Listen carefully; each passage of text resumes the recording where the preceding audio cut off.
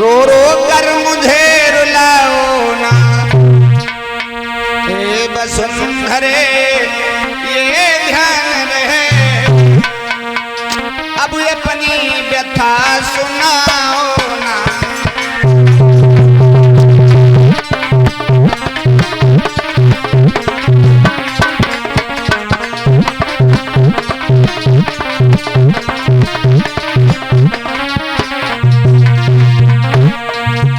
श्रोताओं, क्या किया?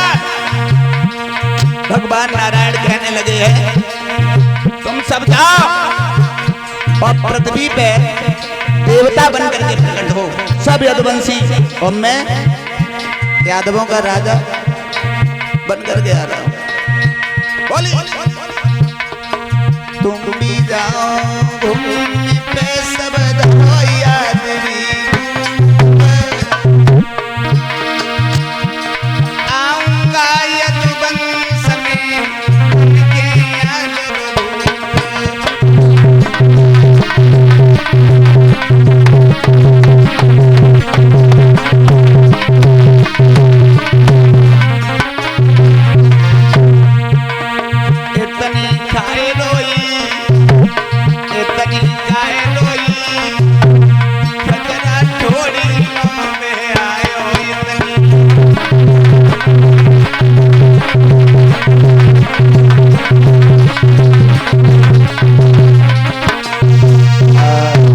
श्रोताओं, विष्णु भगवान ने आवाज लगाई, बोले पृथ्वी तुम जाओ ना, और सभी देवताओं तुम यदि मुझे भूतल पे बुलाना चाहते हो, तुम सब जो है भूतल पर यादव बन के प्रकट हो, मैं यादवों का राजा बन करके आऊंगा।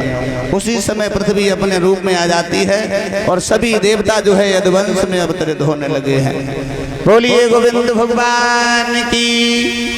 श्रोताओं, श्री सुखदेव जी समझाने लगे, हे राजन परीक्षित, इधर कंस राज की एक चचेरी बहन थी जिसका नाम था देवकी, जो देवक की पुत्री थी। इधर देवकी का विवाह जब बटेश्वर के बसने वाले महाराज सूरसेन के पुत्र वसुदेव के साथ में तय कर दिया गया, और इधर श्रोताओं, जब देवकी की शादी हुई है बड़े खुशी के साथ में वसुदेव के साथ, तो जब विदाई को नंबर आओ है, जब वसुदेव जो है देवकी को लेके चले, तो भोजराज कंस अपनी बहन को विदाई देने के लिए रथ पे सवार होकर के पीछे से चला। श्रोताओं,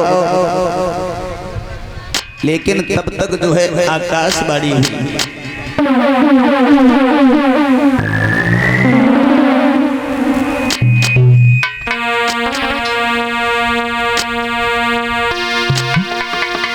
रथ में देवकी जाई रही है, पीछे से एक रसाला है, और ताके पीछे कंसराज वसुदेव कुमार का साला है।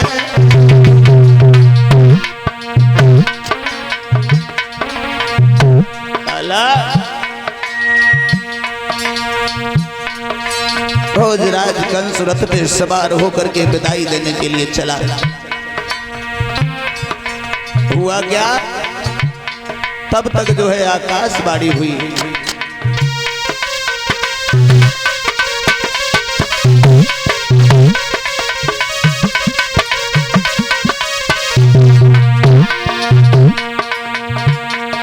आकाशवाणी हुई, देवता कहने लगे,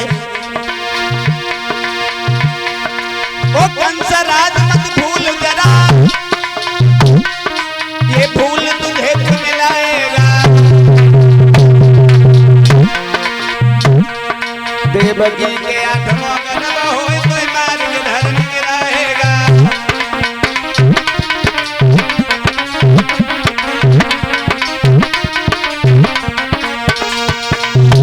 श्रोताओ, आकाशवाणी हुई है, जवाब दिया कंस, जिस बहन को तू खुशी के साथ में विदाई देने के लिए जा रहा है, इसी बहन का 8वां पुत्र जो है तेरा काल बनेगा।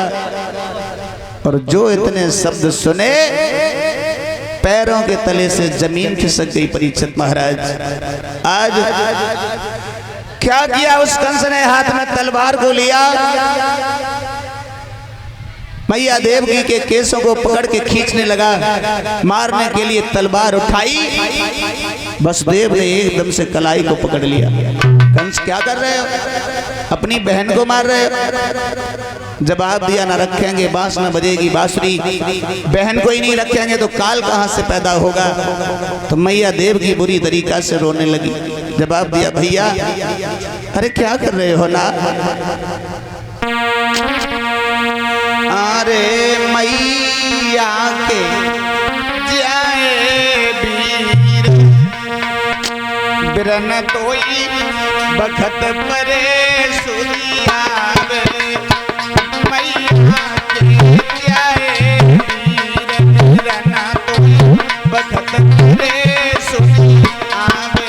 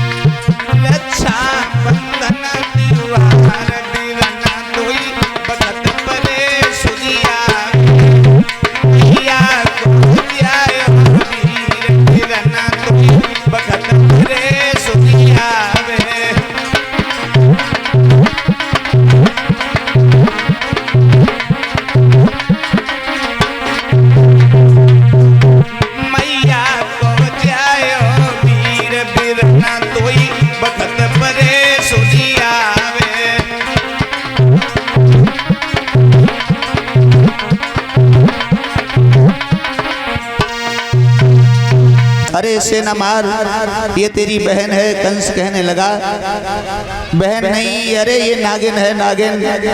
इसके गर्भ से जो 8वां पुत्र पैदा होगा वही हमारा काल है। श्रोताओ, वसुदेव कहने लगे, कंस तुम्हें बहन से डर है या इसकी संतान से?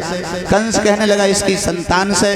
वसुदेव कहने लगे, कंसराज, मैं यमुना मैया की कसम खाए के कह रहे कि तुम्हारी बहन के गर्भ से जो भी संतान पैदा होगी मैं तुम्हें बारी बारी से देते जाएंगे।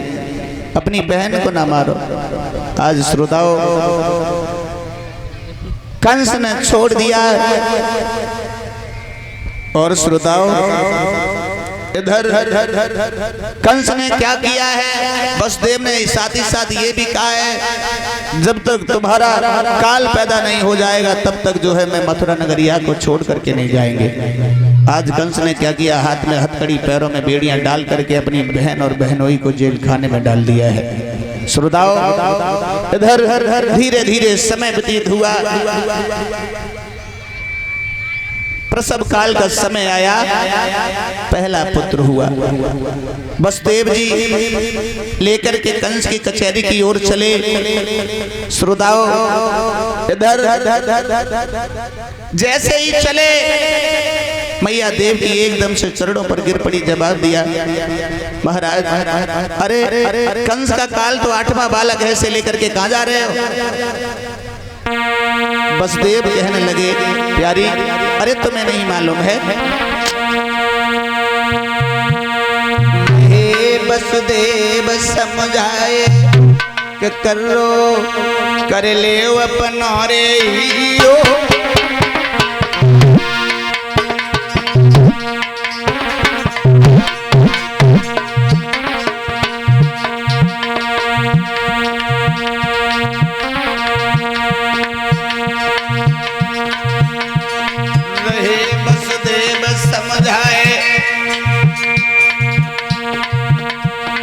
करो कर ले अपन रे हियो,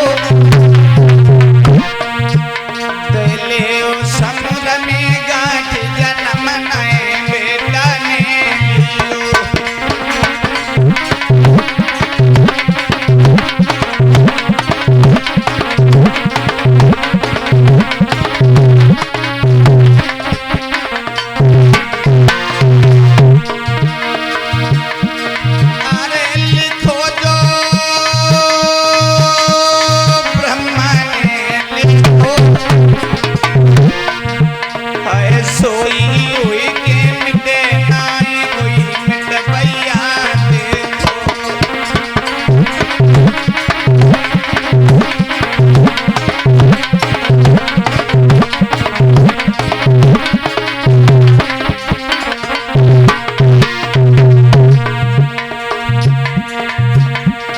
अरे लिखी सो को है मिटवैया, अरे लिखी सो को है मिटवैया,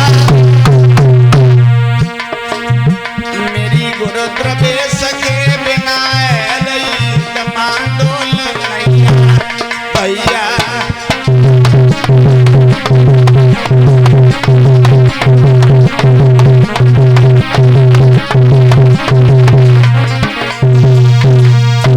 आज श्रोताओं धैर्य धारण कराया है, एकदम से जो है लेकर के चला। कंस की कचहरी में जिस समय पहुंचे हैं वसुदेव जी, कंस ने आता हुआ देखा, बालक को हाथ में दिया है वसुदेव जी ने। कंस कहने लगा अरे आप पहला पुत्र है, ये लेकर के चले आए, तुम ये ले जाओ, मेरा तो काल 8वां बालक है। आज बालक को लेकर के चले आए, तब तक देव ऋषि नारद आए गए। उन्होंने सोची बाजी बा, अगर कंस इसी तरीका से बच्चों को छोड़ता गया तो ये कैसे मारा जाएगा। एक पुष्प को हाथ में लिया, कंस को ज्ञात कराया है पंखुड़ियों को गिना करके, जिस तरीका से पहली पंक्ति 8वीं और 8वीं पहली हो सकती है, उसी तरीका से कहीं 8वां बालक पहला बन के आ गया तो तुम क्या करोगे। कंस के दिमाग में झटका लगा। कंस कहने लगा ये तो बात बिल्कुल सही है, ये तो मैंने सोचा ही नहीं। एकदम से भाग खड़ा हुआ, जेल खाने में पहुंच गया।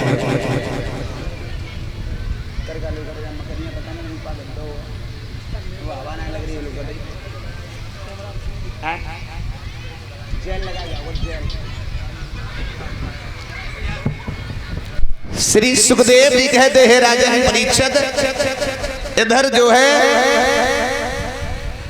कहने लगे हैं,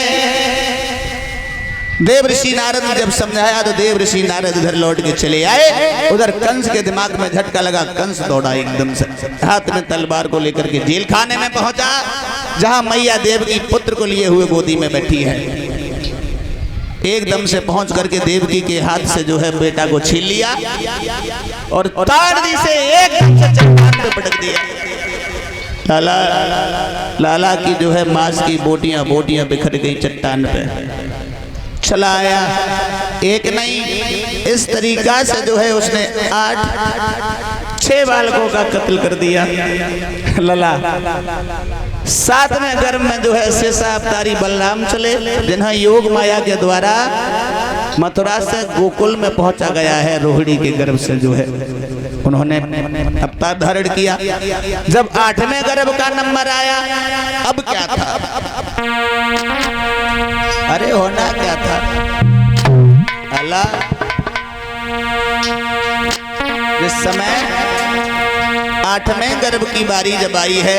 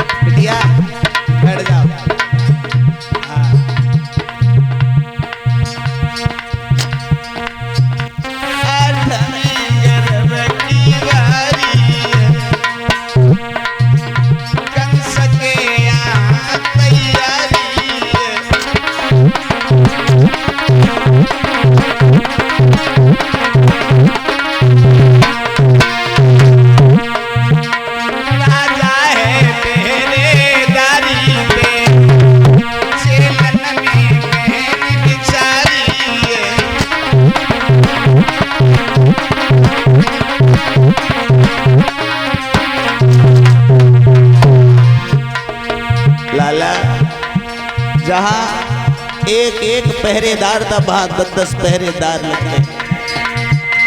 हाँ गुलशन लगे रहो। सजाए जान लगे,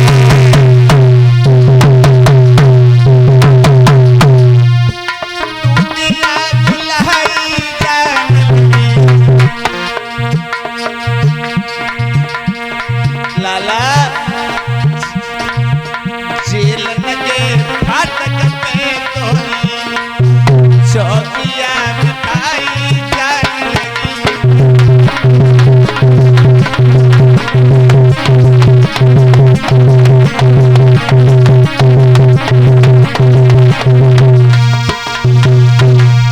आज श्री व्यास पुत्र श्री सुखदेव जी कहने लगे, मन्नू लाल परिचय जिस समय, अरे भादों का महीना आया,